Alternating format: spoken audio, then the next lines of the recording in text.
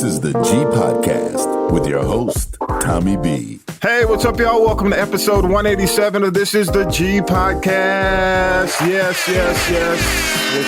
What's up? Each week we do news, politics, pop culture, that piping hot tea from the one and only Tonya B on an extended birthday celebration.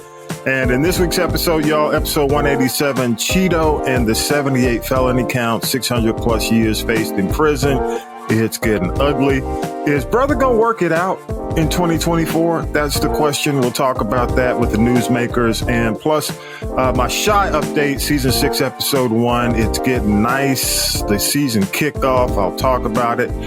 Political analyst Harold Michael Harvey joins the newsmaker crew with Talib and Vi. Go to haroldmichaelharvey.com. I'm in for Tonya B again with T this week as she extends that birthday celebration. Cardi B is free, y'all. Give it up.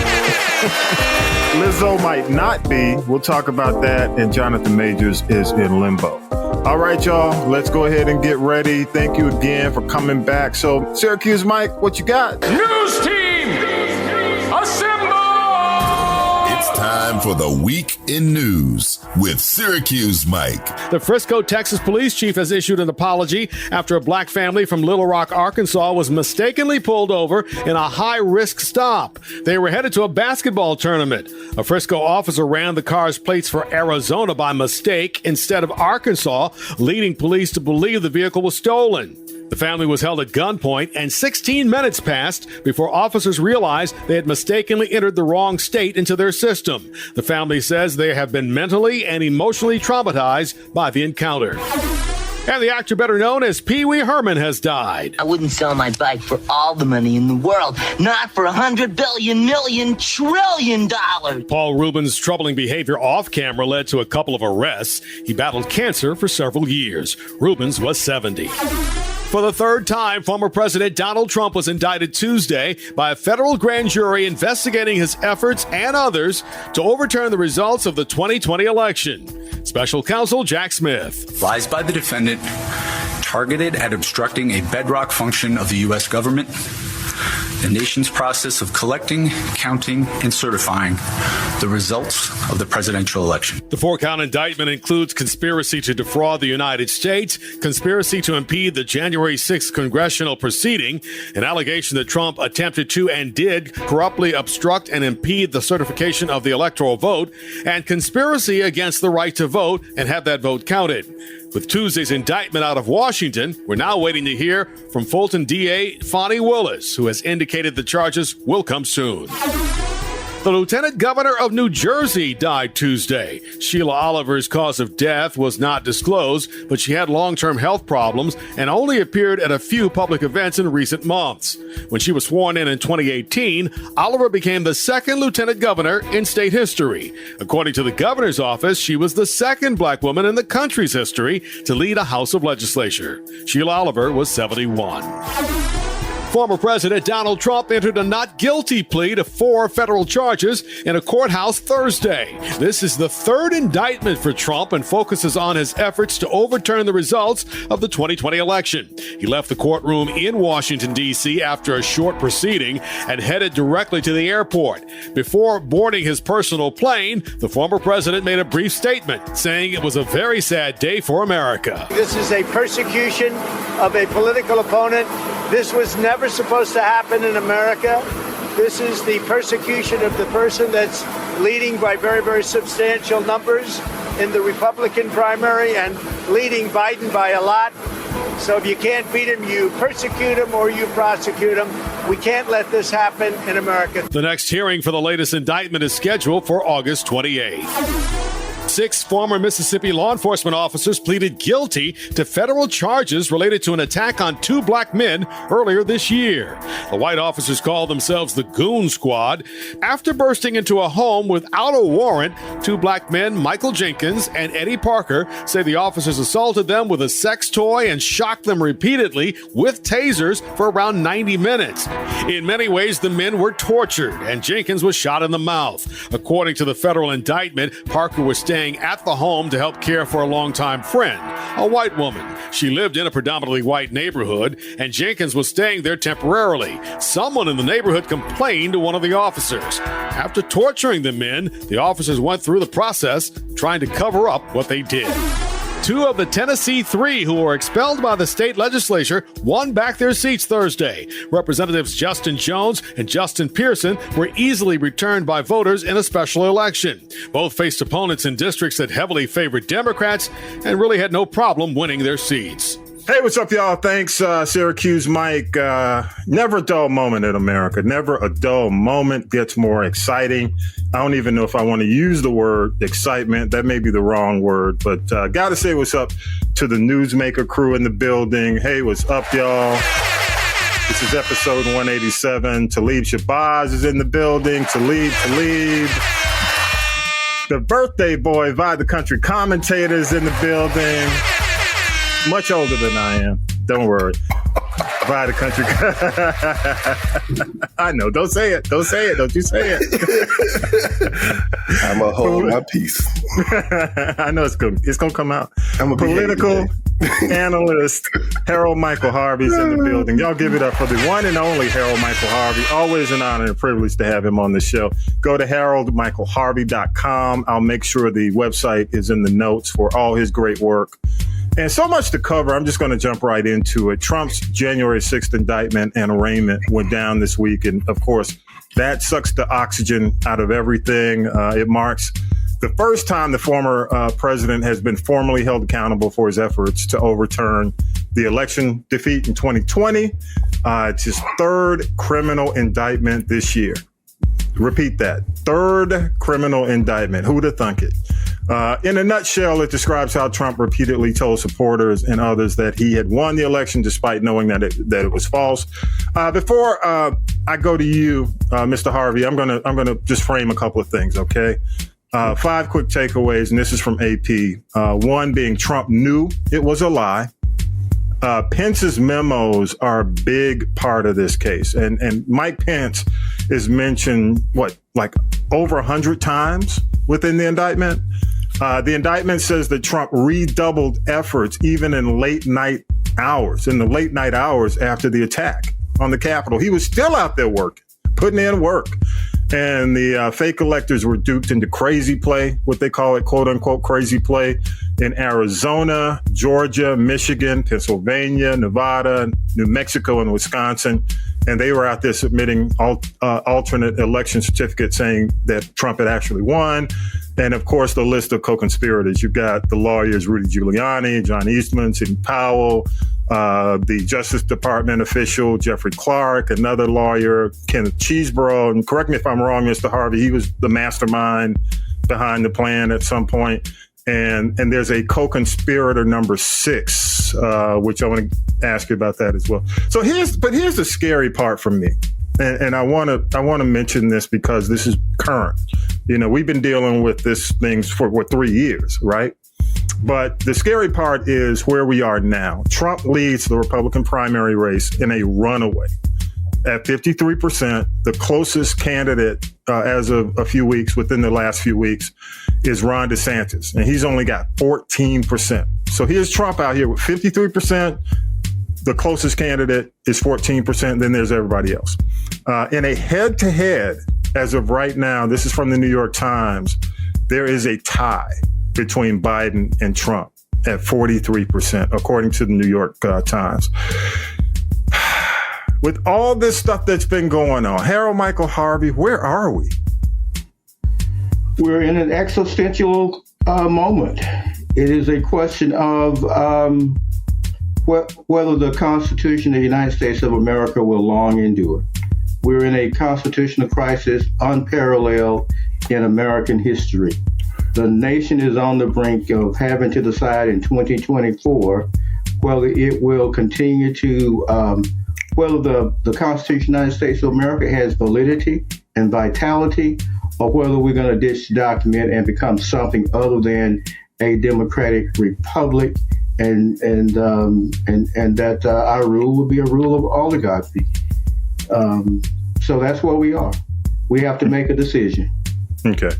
And one of the other things I want to mention, and Talib and Vi, I want y'all to jump in at any point, just a free conversation here. There's an article that came out, New York Post. This is the Washington Post. And the Washington Post says that the Democrats are worried their most loyal voters won't turn out for Biden in 2024. And this is information that we're not talking about like months ago. We're talking about now. According to the article, the concern stems from a 10% decline in black voter turnout in last year's midterm. That's compared to the last midterm, a bigger drop than any other racial or ethnic group. W. Mondale Robinson, founder of the Black Male Voter Project, shared what I would call it a dire assessment. Okay. He said that Democrats' potential turnout will be a big problem with black men. He points out that in the battleground states, many black men are sporadic or non-voters, meaning they are registered, but they have voted maybe one or none in the past 3 presidential elections. His quote, "The Democratic Party has been failing epically at reaching the demographic, black men, and that's sad to say. Black men are your second most stable base overwhelmingly, and yet you can't reach them in a way that makes your work easier." Okay. Biden's political team has come out and says that they're taking action, especially with younger black men. When you hear that, Mr. Harvey, what are your thoughts? It's dire prospects for the for President Joe Biden in 2024. I mean, if the numbers continue to erode in terms of black voting strength in 2024, it will be very difficult for President Biden to be reelected. The black female vote is always above 90 percentile, and that's a strong marker, and they actually turn out and vote. But I think what we will find in 2024 is not so much that black male voters are sitting on the fence and not voting, but I think many of the black male voters will vote for the Republican nominee. Wow. Especially if that's Donald Trump. Going to Talib. Talib, you and I, we were having a conversation. Then I'll go to you, Vi. We were having a conversation last week about Q and some of the other rappers. And you can go down the list of rappers who are potentially leaning in that direction and are outspoken in their criticism of Democrats in the Biden administration. Man, what are your thoughts when you hear those stats, man? What's not happening? Because you're out there, you're doing, you're still a DJ, you're doing your stuff, you're around a lot of guys in the studio. Yeah. You know what I'm saying? What are they saying? Well, here's the thing. How can you be surprised that the Democratic Party is losing the black voters, and especially the black male voters, when we look at, a House and a House and Senate that weren't able to pass any meaningful legislation to the melanated populations? Do you really expect that people are just going to keep going and just, we'll support them again. I know they didn't do anything for us, but, are they, it's very,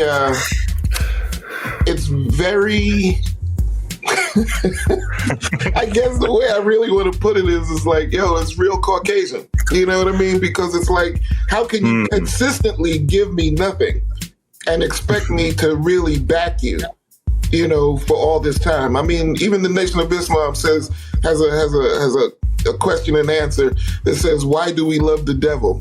And the answer is because the devil gives us nothing. That we're back to it again, and we act like there's no choice if we, and that's the way this fear mongering kind of works as well. We say, okay, well, we don't really like Biden. Biden didn't do anything for us, well, then you got to vote Republican. Well, if you vote Republican, what's going to happen. And, that whole fear mongering thing kind of starts. And for me, it's silly. We are at a point right now where we should be able to find somebody who's going to, do what they say they're going to do. I'm gonna go to you, Vi. Good point, Talib. I'm gonna go to you, Vi. What are your thoughts? Why do you think this is the case? Well, especially when we're dealing with all this after this kind of week. My main problem with this, I agree the Democrat has not done much for us, but what have the Republicans done? I mean, at least I can say the Democrat have not really done anything for us, but they ain't really done anything to work against us. The Republicans are actually working against us. So my thing is, like I would say, it's the better of the two evils. Okay, the Democrat is not doing a whole lot for us. I get it. They could do so much more. But the Republicans ain't trying to do anything for us besides get your vote. And we've seen their true color. We got Ron DeSantis down there in Florida, changing slavery, saying slavery was good at one time. You got the Republicans saying, there's no races in the world. So they putting their people on Supreme Court, and we can't see that. I mean, look at the big picture. Yeah, the Democrat is not doing a lot for us, but they ain't really working against us. The Republicans are working against us. So my thing is, you're going to say, well, the Democrat ain't doing anything for, okay, ask Republicans what they doing. Ask them to explain the stuff that they are doing that we know working against us. Call them to the carpet. You want to call the Democrat to the carpet? Why aren't we calling Republicans to the carpet? That's all. I want to jump in and I'm going to get it back to you, Mr. Harvey, because you and I have had some hefty conversations on this as well. Another article, Routers. I don't know how to call it. I think it's Routers, but I've been doing this too long. Black men lose faith in Biden. Democrats in 2024 is the title of the article. One of the quotes from a black male voter who's disappointed in Democrats, but also he's turned off by the Republican right. He says, it seems like they do a lot to try to make it seem like they are the party for your young black men or black men as a whole, but they don't back it with anything. They don't follow through. Nothing. And many voters were disappointed Biden failed on promises like voting rights, police and criminal justice reform, the recent student loan debt relief, and economic empowerment. I'll go back to you, Harold Michael Harvey, on your thoughts, your comments. Well, both Vi and Mr. Shabazz make valid points. But I have to come down on the side of Vi. I mean, it's one we don't believe does a lot, and so we're sort of like in that house. But we know that the housekeeper is not really looking after us. And the other side pay a lot of lip service and try to point out the things that the Democrats are not doing. But see, it comes down to me in 2024, it's not about issues. For Caucasian America, it's got to be about the preservation of democracy. For Africans for Americans of African descent, it has to come down to the preservation of the race, and then the policies that we will get if there is a Republican administration is going to be more in line with what we see DeSantis doing in Florida than the do nothing that we perceive is coming from the Biden administration currently. And secondly, I also believe that in a second term, a re-elected Biden would be able to do more in terms of using the power of his executive decrees, because it doesn't stand for re-election again. I think he'll have more authority and power to do some of the things that Congress is preventing him from doing if he had another 4 years, which will be the last 4 years of his administration. Yeah, just a couple. Let me jump in real quick. Let me jump in real quick, and I'll go back to you, Talib, and I'll go back to you, Mr. Harvey. But I just want to, because I'm the numbers guy. Okay, I look at the numbers. Black Americans make up, 14.2% of the U.S. population. That's 42.7 million of us. In terms of, and let me say this, that's a jump. That's an increase, 30% in terms of population from 2000. Yet turnout has dropped by 10%. Okay, that's for us. Okay, the white turnout has only dropped 1.5%. And let me mention this, and then I'll go to you, Talib. Donald Trump had a 12% share of the black vote in 2020. And that was 4% higher than he got when he was going up against Hillary. Okay. The ISPOS poll recently, July 11th, found, that was 11th through 17th, found that he had 18%. So it's gone from 12% to 18% if we were doing a hypothetical election right now. Okay. That's compared to 46%. 46% of black men said that they would vote for Biden. So I'll go to you, Talib, after hearing that. And just real quick, it's 1 in 4 black men would vote for Trump. 1 in 7 black women say they'll vote for Trump. Now I'll go to you, Talib. My question really was, after Mr. Harvey said what he said, is do we take a chance again? You know what I mean? And that's kind of the prevalent attitude that I see, is that why are we continuing to do this when we're not getting anything? Do we take a chance on Biden and his lack of, it seems almost like a lack of desire to push forth his agenda, because it's like you said, he's not been using the power of his political office, or the bully pulpit, as they like to call it, to try and push his agenda through. So can we, and I'm not trying to say we go to the Republican Party either, because I think that a lot of the things that they speak about are just silly. But we do have some other candidates that are not being, the Michelle lady, I can't remember what her last name is, but the female who's actually running for president on the Democratic ticket, she says she can't get a media interview to save her life. She can't get a debate. They're not going to do any kind of debates in the Democratic Party this time.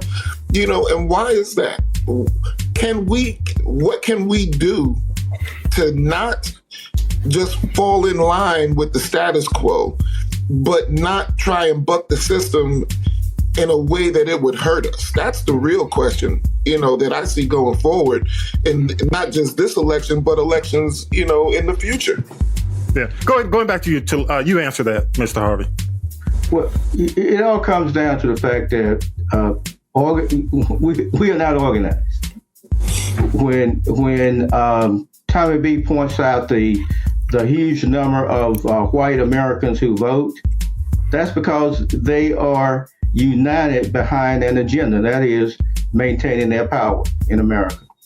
And they see a diverse America growing and coming on strong, and they are unified in what they want. As a people, African Americans of African descent are not. I remember as I think I was a sophomore or junior at Tuskegee Institute in 1970, and Stokely Carmichael came to speak. And what he impressed upon me was that what was needed now was not action, but he says you must organize, organize, organize, organize. And we have simply, over the course of the last 50 years, not organized, organized, organized. So we come to this precipice of 2024 as an unorganized ragtag band of Africans living in America without a unified agenda. And then so we are left at the mercy of the system. And at the mercy of the system, it is accepting Vi's position that you have to choose the lesser of the two evils. Now, right. All my life, those are the political choices I have had. Have I ever enjoyed the fact that I've been snapped in this political system? No. But I've always had Negroes who would fall my efforts to organize my community to be a strong, viable political organization. Right. So here where we are. And we have to make the best decision possible for the survival of our community in this country. That's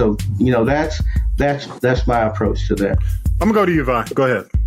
Well, I think what we need to do, I don't know if they got the guts to do it. So like he said, the whites, the Caucasians, they're sticking together because they want their race to stay in power and they want to be the ruling factor. It seems like if the Mexicans, the Asians, and the black, if we get together, we can do something. Because it's not the white man who got the ruling chains against for the black skin in college. It was the Asians. Because they thought the blacks was taking their slice. So if the Asians and the blacks and the Mexicans get together, find a political candidate and support him, there's no way they'll win. And the whites know that. They're not going to let us come together. They're going to stick together, but they're going to make sure we stay split.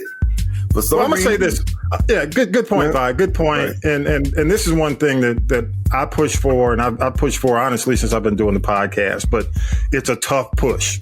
I mean, it's a what do you call it? A Hail Mary push. Okay, because the word is solidarity. Right. When you have solidarity partners, and honestly, it's a tough putt because, and I respect everybody's right to do what they want individually or as a group. There's some groups in this country who do it phenomenally well. You know who they are. I mean, when something happens, boom, they come together as a block. We've had challenges. We've had major challenges doing that. A lot of it has to do with one word. It's assimilation. Assimilation on the Asian side, assimilation with Hispanic. And of course, we've been here long enough to definitely assimilate. And, it comes down to how people view whether or not there's a problem. Just like you look at Tim Scott. In Tim Scott's eyes, there is no problem. You know what I'm saying? And there's a group who feel exactly like Tim Scott, who look like us. Yes. Okay. And so when you have, there's a strong group, just like you have blacks for Trump. Right. So it does come down to solidarity. I think that's the only way, honestly, that black people, Americans of African descent, it's the only way. The only way we're really going to be able to get anything done is to find some strong solidarity within this country. I mean, I know a lot of people want to say, well, fuck them. We can do it. No, we don't have the numbers. Right. We don't, the numbers, the 14.2%, you know what I'm saying? We could maybe secede. What do you say? You know what I'm saying? Secede to making Georgia in a little plot of land. But outside of that, and I'm joking. But it's true. Yeah. I think ultimately it comes down to who are our solidarity partners. I will say this, and I'm gonna just go around the horn for a solution, or at least your final thoughts on this. But I'm going to say this. I think the candidates, the alternatives are horrible. Let me say that. I don't care if they get CNN interviews or MSNBC or Fox interviews. That's not going to make them any less horrible. Talib, I don't care. They're just horrible. I mean, Cornel West has proven himself to me. Going back to, I told you, I was talking about the time that, what's her name, Sister Soldier obliterated him on national television. The time when he showed his pettiness when he was with Tavis Smiley, and the fact that Obama didn't send him an invite, so he's going to be petty. It's just, we need people who care for the movement and the struggle, not for the individual. Yeah. I mean, more than ever right now, we need people who aren't looking out for the bag. For the bag. Right. For the bag. But see, that's the thing. You're not supposed to be looking for a bag doing as a civil servant. You know what I mean? Like, hey, a whole lot of folks didn't get the memo. Right. That memo didn't make it. Okay, I'm gonna go to you. I'm gonna go to you, Harold Michael Harvey, and then we'll go to Talib. Final thoughts on this. vote the down ballot. Choices may not be where you want them to be, but we have Black Americans have to participate in the electoral process next year in large numbers in order to protect our own vital self-interest, and vote the down ballot, because a lot happens on your city council level, on your county commission level, on your state representative and state senatorial levels. So vote the down ballot, and hopefully an appropriate party that shares your values will put candidates in the race on these local levels to contest these seats. We have gerrymandering, but somehow you just got to get people in these communities and on the ballot. And if you see friendly people on the ballot, on the down ballot, vote the down ballot. It's not just the president we should be voting for, but vote the down ballot, please. Okay. Final thought, Talib. You got to do more after the vote. I think that where we kind of fall short is we've gotten to a point where people can get fired up about voting in general, but never really do anything after the votes have been tallied. We've really got to figure out a better system of how to put pressure on these people that were elected so that we can have them looking out for our interests a little bit more, because what we've seen up till now really is not working. Gotcha. Vi, final thoughts? Yeah, final thoughts. So I think what we did with Obama, we need to stop playing with checkers and play chess. Okay, we got a man in president. Okay, but for some reason we thought that was enough. That's not enough. Once you get a man in president, now we got to start voting on Congress, city council, the judge. We just can't just concentrate on the president, and I blame that on us, because everybody keep talking about Obama. Okay, but did we do anything else? The man did say we got to continue to vote, and he meant we have to continue. We think this is a government everybody should have paid attention in class. The president can't do it by himself. He's just in there. The Congress is what really rule the government.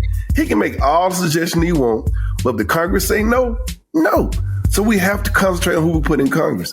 Because these folks we got in Georgia representing us, it's trash. Trash. So that's on us. Well, not all. Not all.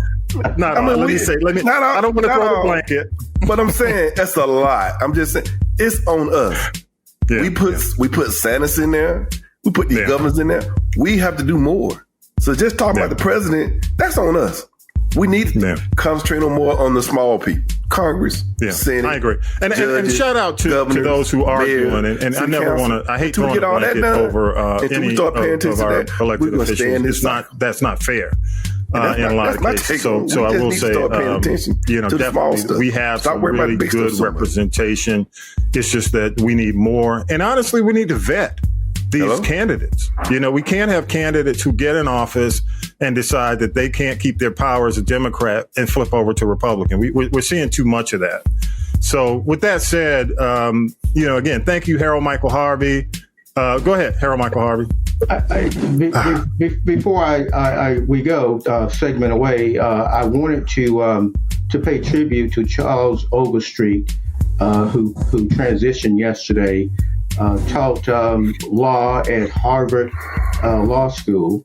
He also represented Tupac Shakur and Anita Hill, the survivors of the Tulsa race riot, and he was a strong advocate for reparations for descendants of American slavery. He passed away, very brilliant legal mind, and just wanted to pay a small tribute to him. Thank you so much. Good deal. Yeah, absolutely. Let me just say we love your thoughts. Go to Castropolis.net, choose the people poll. Again, Castropolis.net, choose the people poll, leave us a voicemail. Thank you again to the Newsmaker crew, Talib and Vi. Thank you so much. Again, Harold Michael Harvey, haroldmichaelharvey.com. I'll make sure I have the link on the podcast page. Again, thank you so much. We will take a break and we'll come back. We're going to do the tea Tonya B's extended her birthday celebration again. So we're going to go ahead and do the tea. All right, y'all. We'll be right back. More. This is the G Podcast after the break. Hey, everybody. What's up? It's Tommy B from This is the G Podcast. We are now halfway through 2023. And if you've been thinking about starting your own podcast in 2024, I'd love to have a chat with you. The Castropolis Podcast Network is currently accepting new shows. And if you have a clear vision and a unique voice, let's get in touch. Reach out to me at info@castropolis.net or visit the website castropolis.net. Simply click on the Contact Us button. So go to castropolis.net, click on Contact Us, and just leave me a message. I'm Tommy B from This is the G Podcast, and I can't wait to help you start your very own podcast journey today. Now then, children, it's time for tea. It's tea time, y'all. Sippin' the tea with Tonya B. Oh, yeah, y'all. It is time for tea. Tommy B in for Tonya B on that birthday celebration month. So let's just go ahead and get into it. TMZ reports that Cardi B has been cleared. Yes, go ahead and give it up. Yeah. In an investigation where she got a drink thrown at her while performing and she threw her mic back at the unruly fan. Though the fan was hoping for charges against Cardi, apparently she's in the clear. So give it up one more time for Cardi B. Yes. I'm so new to this industry, and for this to be my first experience is really crazy, to be honest. This was a corporate office, and she was doing exactly the same thing that she was doing on tour. Immediately, that would be so many HR violations. So if there's anything that I can do in my power to ensure that dancers or singers or whoever decides to work with her don't have to go through that same experience, I'm gonna do that. Nobody speaks up because they're so scared for their jobs. I was terrified for my job. Lizzo is facing a lawsuit from a few former backup dancers in the claim the dancers state that they were physically threatened, sexually harassed, and weight shamed. Wow. All the stuff that Lizzo hates. Lizzo responded by saying it's never her intention to make anyone feel uncomfortable. The Jonathan Major assault trial has been delayed until September 6th. Prosecutors say they aren't ready. Rumors are flying that the accuser has allegedly fled the country. She gone, y'all. I don't know. I'm not taking either side, but she has fled the country. Could there be a possibility of a dismissal in this case? We'll see. But for now, a new date has been set for September 6th. If you remember that smash song Pee Wee Dance from 1986 by Joski Love, you're old enough to remember the character Pee Wee Herman, made famous by comedian Paul Reubens. Reubens was a cultural icon in the 80s and inspired the 1986, what was it now? Y'all know, Pee Wee's Dance, which rapper Joski Love wrote. He says in 5 minutes at the age of 17, Love says he was asked to do lyrics for the hot new dance by his label. He recorded the song while in high school over Christmas break. 5 minutes? Wow. But rest in power, Paul Pee Wee Herman Reubens at 70. Also sad to hear that sports analyst, talk show host Bomani Jones has reportedly lost his shows both on HBO and ESPN. That brother's talented. Pick him up. I know he's got stuff in the works. Let's take a quick break and I'll give you my Shy Season 6 Episode 1 recap.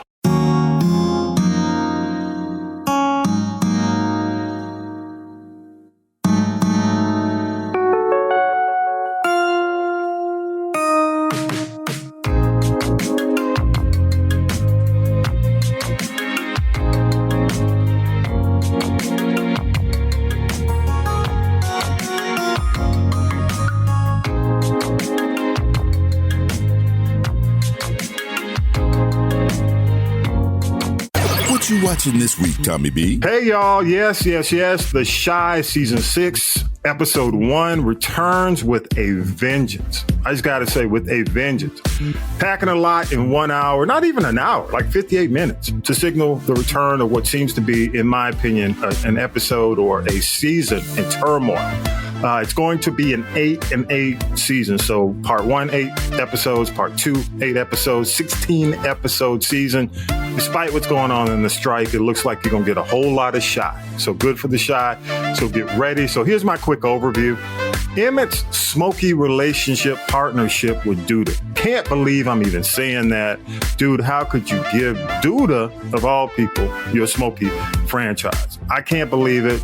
But anyway, let's look at this. Seems to be yielding some big money, big results. He's got new cars, one car for himself, one car for his baby mama, Tiff, new clothes, bank account. But it's really starting to take a toll on his relationship with Keisha. You can see it on her face. You can see her female intuition just in overdrive about this whole thing. And you know, she knows it's a deal with the devil, especially when Keisha starts asking questions like, what about that New York franchise? Why haven't we seen a picture of it? You know, why haven't we gone to New York? Can you say money laundering? That's all I got to say. You know, Duda is clear. He's just not changed. You know, he's still playing. You know, this is a powder keg waiting to be lit. Emmett, watch out, bro. You know, the other thing I think that people need to watch out for, I'm not in the writer's room. I don't know what's going on, but especially watch out for baby mama Tiff's man, Rob. Now, Rob, his uncle was Q, who, you know, met his demise at the hands of Duda last season. And I think it's just a matter of time before Rob figures it out. And, you know, Duda ain't loyal, so y'all be careful. That's all I got to say about that. On a good note, Keisha takes a new teaching career. You can see her face. She's happy. She's in a good place. And you know what happens when black characters get in a good place? Here comes a bad place. So, you know, I want these two to work out. I really do want Keisha and Emmett to come together and do great things. You know, considering what they both endured, considering what Keisha went through with the abduction, you know, considering, you know, well, you know, everything Emmett's done to himself. But we'll see. We'll see. Victor fulfills his election night dreams, but will this new seat and visibility in the hood put a strain on his romance with his trans love Fatima, who's really beginning to share the dark reality of being a trans woman? Victor seems way too naive as she's given him this info of the potential trouble ahead. And my concern about this also is, you know, Fatima writes on the inside. She's an insider, like a political insider. So you're living on the inside. How soon before she starts telling secrets? So we will see. We will see. Kevin has broken free from his two moms, but how long can gaming pay for an apartment in Chicago? Okay, at 18 with a car. Okay, and also is a hookup inevitable between he and Maisha, the aspiring rapper and Papa's former love. Remember, there was a flame between Kevin and Maisha pre-Papa. So looks like that might be heating up again. Speaking of Papa, has Papa's pulpit, the host, found new love in a 19-year-old fellow Smokey's work? We'll see. We'll see how that goes. Finally, I think the flow and direction of the Chi seems to be up to par, from the opening love scenes among all the show's key couples to the stellar soundtrack. It is truly unmistakably the Chi we love, we know and love.